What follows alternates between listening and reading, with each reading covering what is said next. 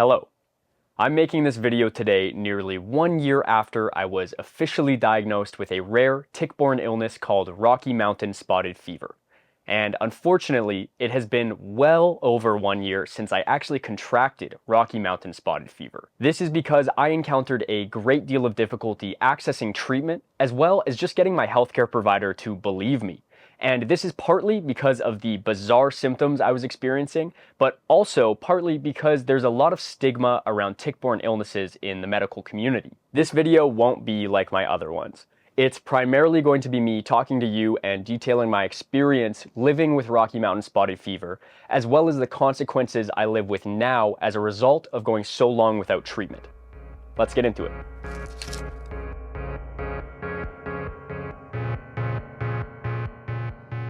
I'll start by saying I spend a lot of time in the woods.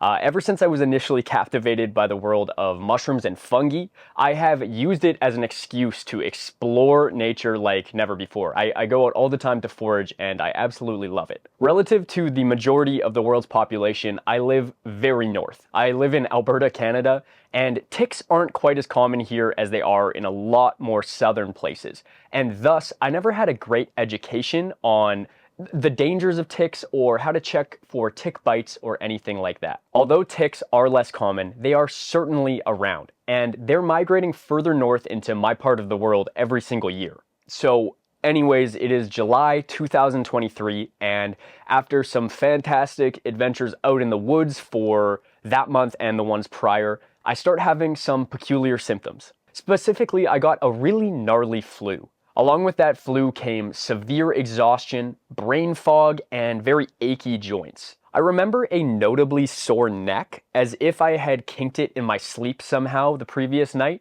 but for days on end.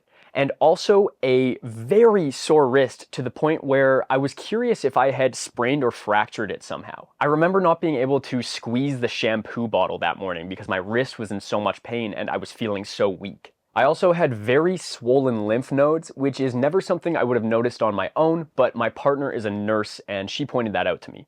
Also, I had this creeping red rash that was coming out of my groin, and it was gradually getting bigger each day. I think you get the picture that overall I was feeling terrible. And not just regular terrible, I was feeling weird terrible, like something else was going on in my body.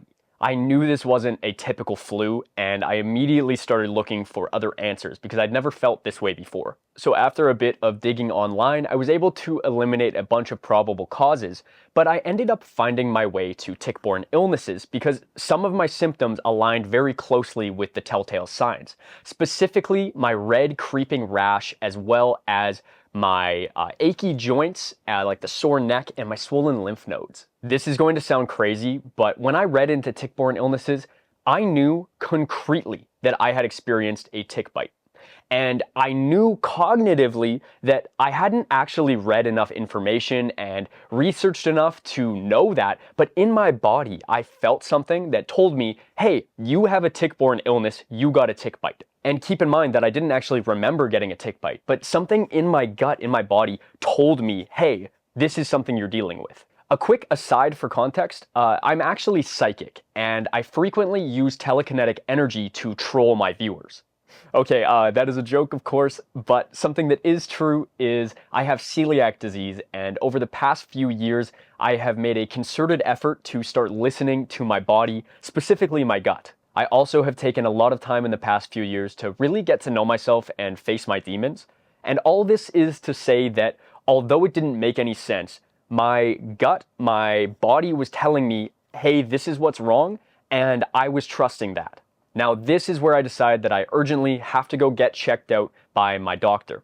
And healthcare, of course, is free in Canada. My only prior deterrent was having enough cause to justify the inconvenience of going. And now I definitely had that. So I booked in with my family doctor, someone that I hadn't seen for just a little while, and I wanted to knock out a few prior subsequent injuries or medical issues kind of in one appointment. So I had broken my pinky about a month prior, and I was coming in for that. I had hurt my shoulder about 2 months prior, maybe, something like that. And then I was also coming in to get tested for tick-borne illnesses. Essentially, my doctor says, okay, I can send a request for your pinky to get checked out and your shoulder, And let's take a look at that rash you mentioned. So my doctor takes a look at the rash around my groin, and I explained that this goes in conjunction with the other symptoms I've been experiencing that have pointed me towards a tick-borne illness, and I would like to be tested for that or maybe other related diseases. My doctor says, well, I've seen that rash hundreds of times.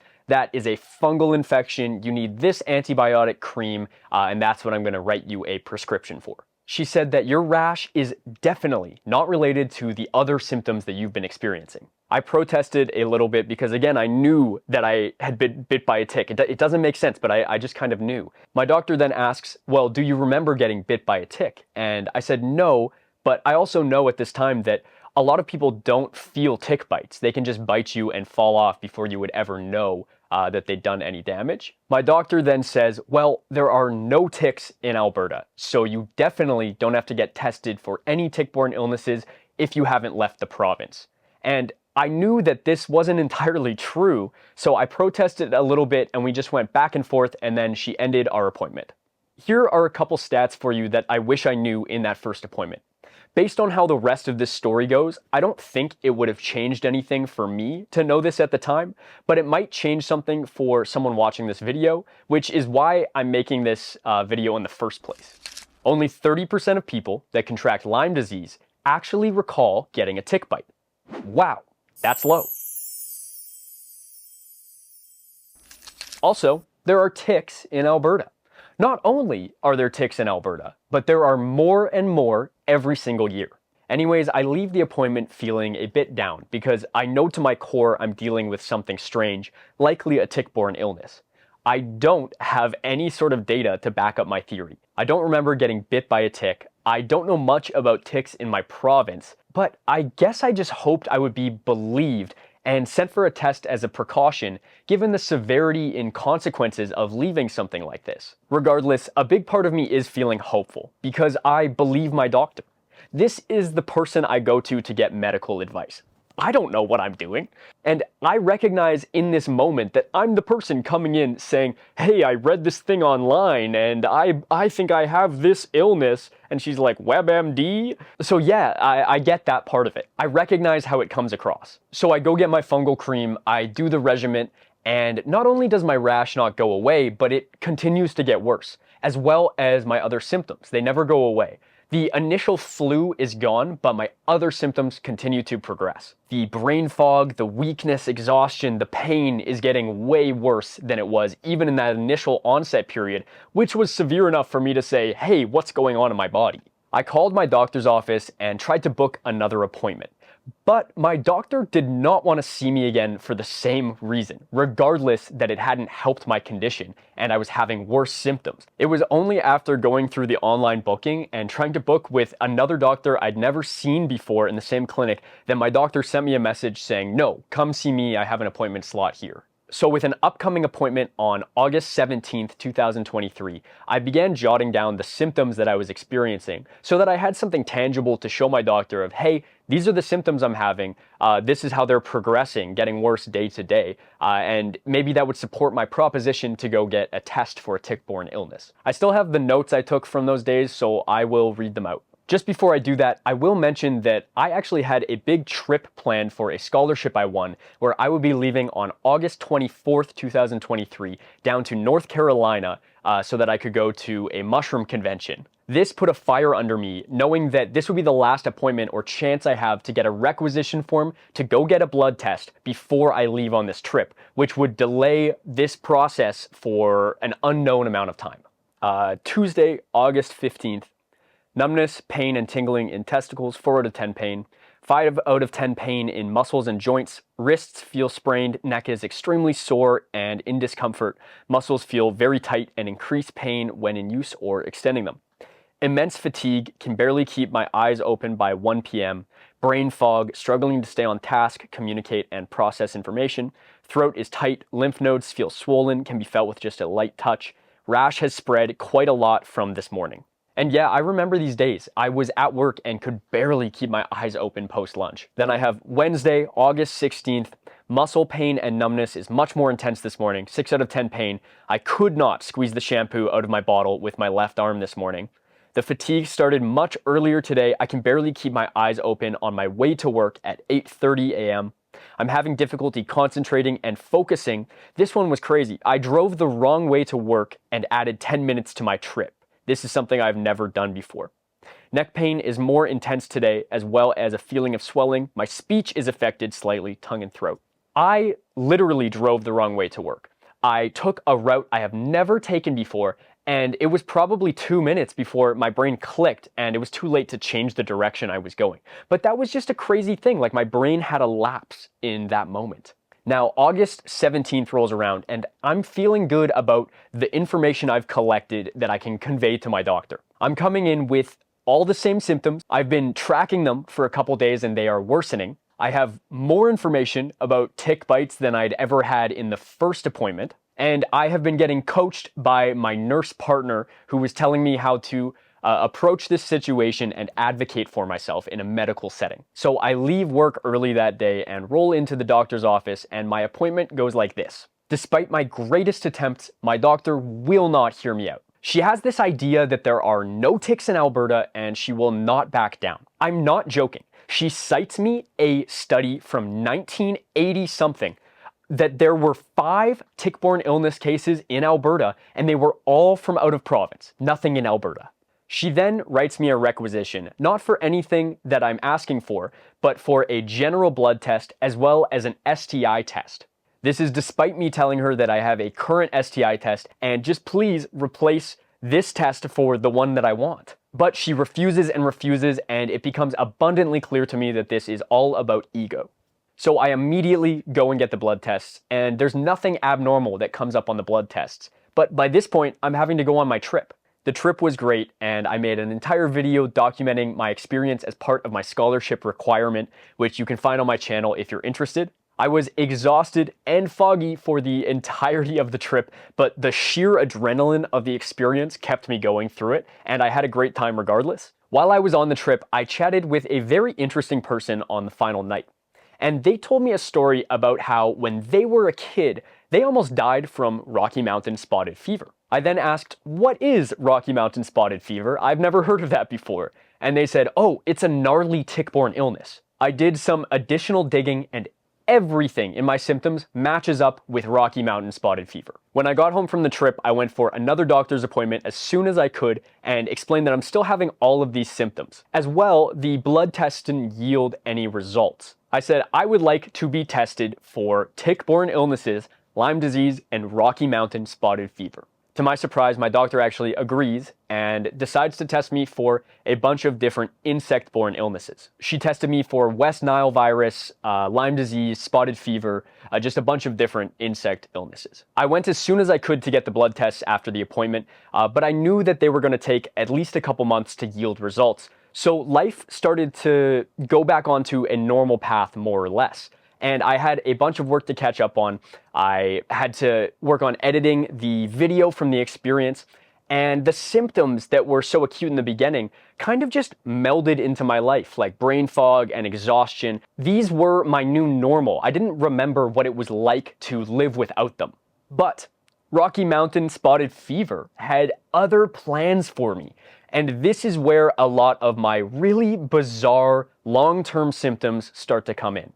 It began messing with my mind and body in increasingly devious ways. Moving into October and November, as the days got shorter, I began to notice that I was having a bit of difficulty seeing when driving at night. It was subtle, but it was really noticeable for me because I've always had very good vision. I've never had a difficulty seeing during the day or the night. I've never needed glasses or anything like that. Now, it wasn't anything major. It was just my right eye, and essentially, when it was really dark around, when there wasn't much light, it was quite dark in that eye.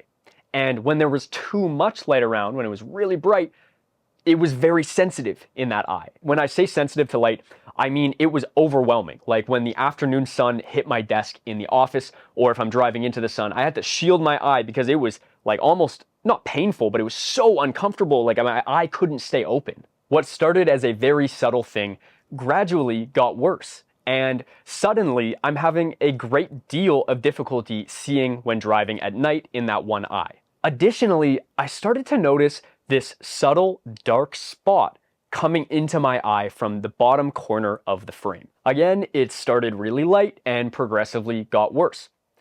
Another weird thing, I noticed that my right eyelid was ever so slightly dripping down, like drooping down a bit lower than the left. It was so subtle, the type of thing that only I would notice. And if I asked someone else, they'd be like, no, I don't see anything. That's a big component of the devious way that this illness worked inside of me, is the symptoms were subtle in a lot of ways, to the point where explaining them to someone else, they would say, no, that's nothing, or that's this other thing. So this really started to get to me.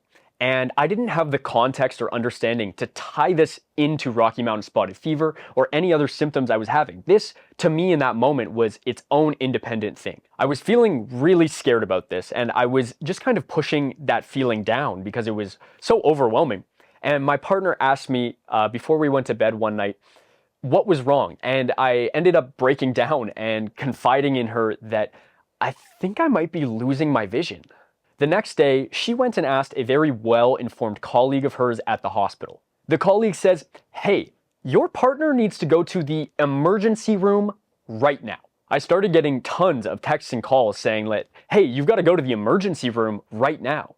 And basically what's happening is that all of my symptoms are matching up with what looks like a retinal detachment. This is a really serious situation because if the retina becomes detached, you have a very short amount of time to take action before total vision loss is inevitable. And so I was advised to go to a specific hospital that has the only eye emergency ward around, which is really fortunate that I was so close to it. I sat in the waiting room for a few hours, and then when I did get seen by a doctor, they needed to call in a specialist to actually run a bunch more tests on my eye. So now I've been waiting for 8 hours-ish, more or less, and the specialist comes in to run a bunch more tests on me. Does all the tests, like dilates my pupils with these eye drops and gets a light all in to see behind my eye, and decides that, hey, you're super high risk, but I can't see anything, so you've got to come back in tomorrow morning and we're gonna run a bunch more tests on you. So I go home, I come back early the next morning, and have a bunch more eye tests run on me. They do every kind of eye test I could have imagined at that point in my life, and eventually they end up calling in one of the top ophthalmologists in Canada who just happened to be at the hospital that day. He ultimately makes the final call and says, hey, your retina is not detached, but you should follow up with your optometrist or ophthalmologist to get more tests done and follow up with this as time progresses. And when I told him, hey, I don't actually have an optometrist or ophthalmologist, he says, well, now you do, and hands me his card, which was a very, badass superhero moment. But he says that I can come to his own personal clinic and get a bunch of expensive eye tests done for free and then continue to follow up with him. Now, I'm feeling happy in a lot of ways that my retina is not detached. But I guess the other half of me is saying, I wish it was. Because now I'm still having these symptoms where my eye is continuing to progress and get worse, but I have nothing to tie it to. One of the doctors that I saw during those visits suggested that it may be a neurological symptom that I was experiencing. And I still couldn't tie this to Rocky Mountain spotted fever, but I was feeling like I was going crazy. Time progresses, my eye continues to get worse. My other symptoms, I don't know if they're getting worse or better. It's just been so long of me experiencing them that it's difficult to track. Ultimately, feeling bad. I did have another really bizarre symptom at one point just after this. This is in late December, early January 23 to 24. Essentially, I wake up one morning and I go to tell my partner about this crazy dream that I had. And despite my best attempts to communicate my dream, I just say gibberish. I literally cannot put the words in my brain into words to communicate what is in my brain. This went on for about 2 minutes, and then I was slowly, gradually able to talk again. I believe that this was a mini stroke that I had, and the feeling of being trapped in your mind is incredibly terrifying. Maybe this is a similar thing to what happened when I drove the wrong way to work that day. But once again, I don't have anything to tie this symptom to the tick-borne illness test that I had months ago now. And I don't even really remember how hard I worked and how hard I fought to get that test in the first place. Because I've forgotten all of that. I've forgotten a lot of things because my head is so foggy now. One day, a few weeks later in January 19th to be exact, I get a call out of the blue from my doctor and she says, "Hey, I need to book a follow-up appointment ASAP." This seemed really strange because I'd never had my doctor take proactive action with me to do something like this. My doctor replied that I had tested positive for the bacteria Rickettsia. This is what causes the disease Rocky Mountain spotted fever. We booked an appointment on the phone and I hung up. Getting this news, I felt relief, resentment, clarity for the first time in months. I was flooded with emotions and I didn't know exactly what to do. What I did know was that I was not going to wait for my doctor, this appointment, and her nonchalant approach to take action in my body. So I went straight to an emergency department and I had a doctor there prescribe me the antibiotics to treat Rocky Mountain spotted fever. The doctor I saw was fantastic, very responsive, and immediately recognized the severity of the situation. They even asked me before I left the clinic if they could follow my case remotely because this was such a unique illness for them to see. They'd never seen it before. I had almost completely finished my antibiotic cycle by the time I went in for the appointment with my doctor. This time I made sure to bring my nurse partner with me to help as an advocate for me in the situation because I truly felt that I had been taken advantage of in prior appointments. It quickly became clear to me in the appointment that I made the right call by not trusting my doctor this time and going to a random doctor at an emergency department to get me the care I needed because my doctor had no plans to write me a prescription for the antibiotics for Rocky Mountain spotted fever. They also offered no apologies for the situation and even at one point denied that I actually had Rocky Mountain spotted fever despite my positive blood test. Here is a message I received from my doctor the following day where she once again denies that I have Rocky Mountain spotted fever, sticking to her initial bias that it's not possible to catch it in Alberta. By the way, she didn't report my case, so it all further contributes to her narrative that there aren't any ticks in Alberta. This is hurting people.